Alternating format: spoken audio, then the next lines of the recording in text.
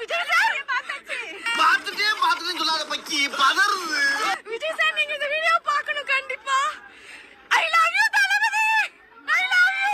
ஐயோ அப்ப திரிசாவோட வாழ்க்கை. திரிஷா கூட எப்படா வாழ்ந்தேன்? மொத்தமா செத்து போறீங்கடா.